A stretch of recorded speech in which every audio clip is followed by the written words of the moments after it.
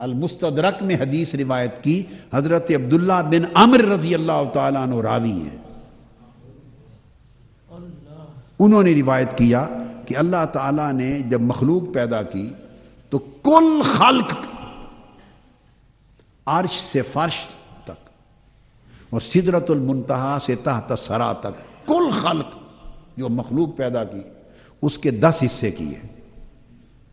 کیا 10 حصے کیے، کل خلق کے 10 حصے، اور 10 حصوں میں سے 9 حصے صرف فرشتے بنائے.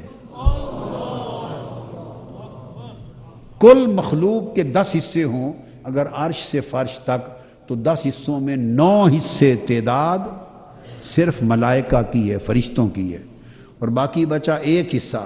اس ایک حصے میں کل مخلوق ہے، اس میں انسان بھی ہیں، جنات بھی ہیں، چرند بھی ہیں، پرند بھی ہیں، نباتات بھی ہیں، جمادات بھی ہیں، حیوانات بھی ہیں. کل مخلوق باقی جتنی ہے جن و انس سمیت وہ سب ایک حصے کا آگے ٹکڑا ہے، جتنے جتنے اس میں سما جائیں. اور انسان تو اس ساری کائنات میں صرف زمین پر رہتا ہے، اور زمین اتنی بھی نہیں ہے ساری کائنات میں. یہ تو نظام شمسی کا ایک چھوٹا سا سیارہ ہے، زمین ایک سیارہ ہے، اور یہ کل نظام شمسی جیسے کروڑوں اربوں نظام اس کائنات میں ہے.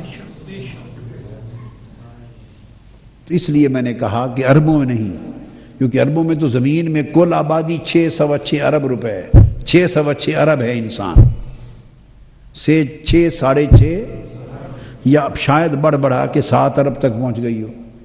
کل آبادی انسانوں کی کل آبادی 7 ارب ہے. تو 7 ارب ہے انسان، پھر جنات، پھر حیوان، پھر سمندر کی مچھلیاں اور دیگر مخلوقات دریاؤں کی، پھر جمادات، پھر نباتات، پھر پرندے، پھر چرند، پھر پرند، پھر حیوان، پھر بہائم، پھر کیڑے مکوڑے، پھر جنات، نباتات، پھر جمادات، الغرض ساری مخلوقات کو پھر گنتے چلے جائیں. یہ ساری مخلوق انسان سمیت مل کر ایک حصہ بنے گا، اور 9 حصے ملائکہ ہیں. تو میں نے صحیح کہا کہ نہیں؟ کہ کیا خیال ہے اربوں میں ہوں گے؟ وہاں تو کھرب ہا کی گنتی بھی پیچھے رہ جائے گی، کم ہے. لہذا اس کا عدد اور اس کا شمار ممکن نہیں. میں نے صرف ایک حدیث پاک کی روشنی سے آپ کو ایک نکتہ بتا دیا. اور ایک حدیث پاک ہے، اس حدیث میں آقا علیہ السلام نے فرمایا، سیدنا عثمان غنی رضی اللہ تعالیٰ عنہ نے پوچھا کہ یا رسول اللہ، ملائکہ جو انسانوں کے ساتھ موکل ہے، جو انسانوں کے ساتھ مقرر ہے، ان کی تعداد کیا ہوتی ہے؟ آقا نے فرمایا، ہر ایک انسان کے ساتھ 10 فرشتے صبح اور 10 فرشتے شام کو مقرر ہوتے ہیں. تو اب انسانوں اور فرشتوں کی تعداد کا اندازہ لگانا ہو تو 20 فرشتے تو آپ میں سے ہر ایک انسان کے ساتھ مقرر ہیں. تو تعداد ابھی 20 گنا تو یہی ہو گئی نا.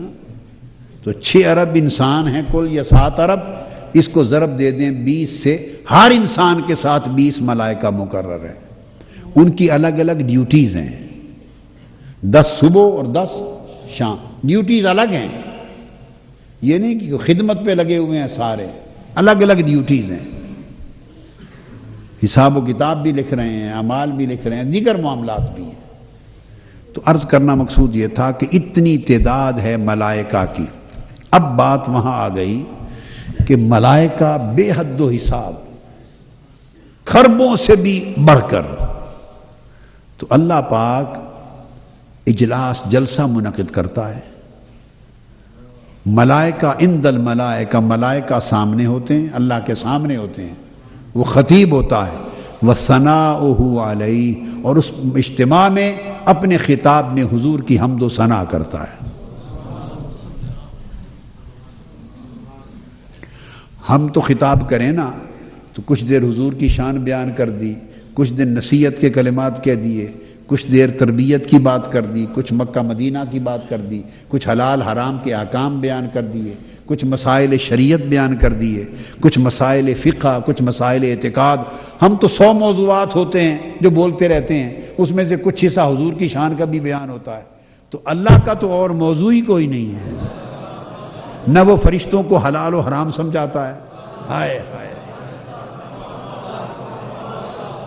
اس کا کوئی موضوع نہیں، اس کا موضوع ہے وَرَفَعْنَا لَكَ ذِكْرَكَ، ذکر مصطفیٰ اور حمد و ثناء مصطفیٰ، ایک ہی موضوع، یہ ہے اس کا درود پڑھنا۔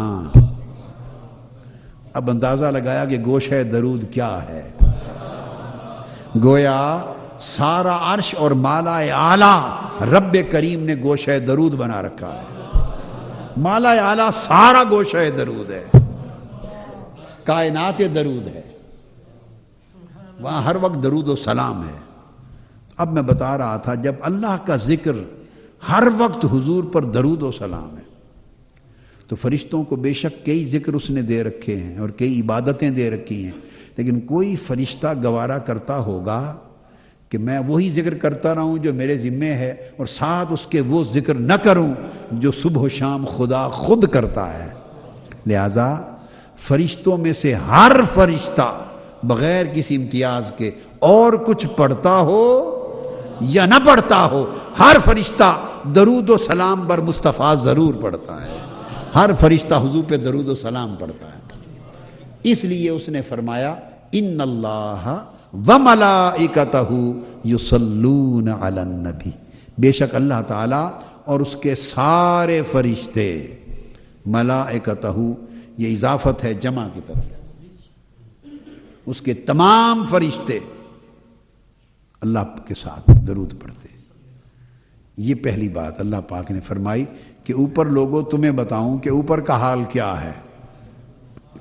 اوپر کا حال تو یہ ہے کہ وہاں تو ہر وقت جلسے ہی مصطفیٰ پہ درود و سلام کے ہیں، اور عند الملائکہ خطاب اور بیان بھی درود و سلام کے ہیں، حضور پر درود کے ہیں۔ اور پھر ان اللہ وملائکتہ، یہ جو واو عاطفہ تو ہے، مگر ائمہ نے، قاضی ایاز رحمۃ اللہ علیہ نے بیان کیا یہ واو تشریک کے لیے آئی ہے، واو مشرکہ بھی ہے۔ کیا؟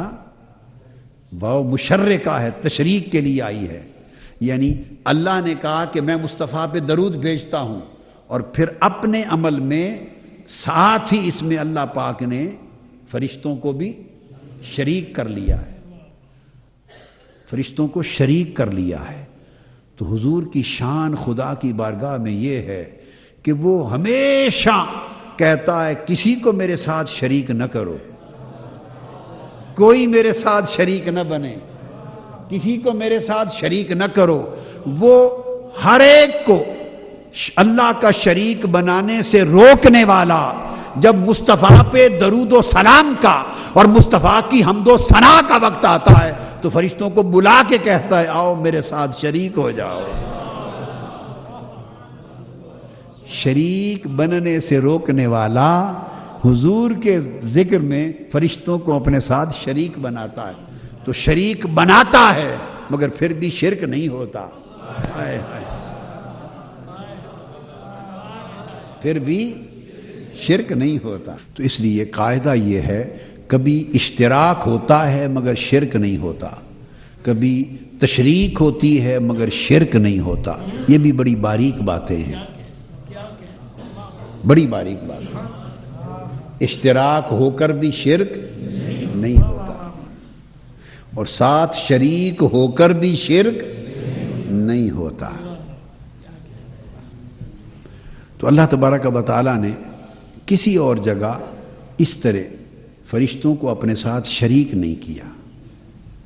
ایک اور مقام پر حضور علیہ السلام کے صدقے میں